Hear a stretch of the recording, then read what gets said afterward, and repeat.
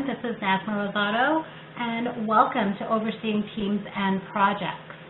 I am going to start off with a very brief introduction of myself. As you would imagine, I hate this slide. I think we all sort of feel the same way when we hear ourselves on, that's been recorded, or see our photo and we know it's being shared widely. I do put this up in order to give you a little bit of, sort of background into the fact that I have been in the biopharma industry for a very long time, and I've worked with large companies such as Pfizer, Genentech, and Merck, and I've also worked with smaller companies, MedImmune, Curagen, and a few others, and I've also worked with CROs. So I know the industry pretty well. I also spent some time with Transcelerate Biopharma, leading their change management council. And during my time in all of those organizations, I've been a PM, whether a program manager or a project manager, a study manager, and of course my humble beginnings began as a CRA. So I've actually transitioned out of working squarely within the industry, and now I work as an executive coach and a leadership development consultant. And I spend a lot of time working with organizations and with individuals talking about leadership and how to really lead when we have all of these complex situations that we're running into on a day-to-day basis. So we'll dive in.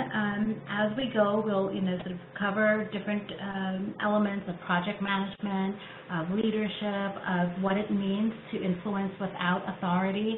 I'm looking for lots of interaction from you guys. I mean, I have a ton of slides, but it's never fun where I'm just kind of sharing with you content. It's much more enjoyable where we have a dialogue. So I invite you, Tina, as well as you, Laura, and anyone you may have with you in your group to raise questions. You are able to either put a question into the chat and I'll see it and respond to you, or you could just take yourself off mute and ask your question. And the third option you have is if you see those little icons that are below the attendees' names, you can raise your hand if you feel uncomfortable just taking yourself off mute.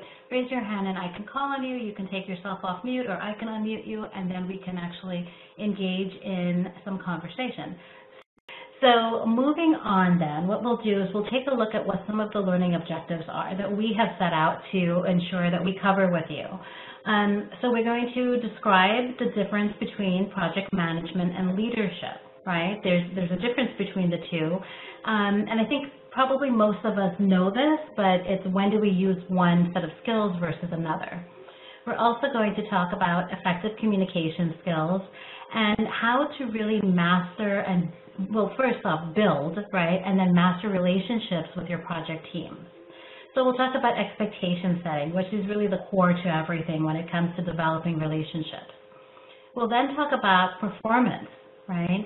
So, how do we motivate people? How are we, able to ensure that they understand what we expect of them and that they understand what happens when they fail to meet those expectations, okay?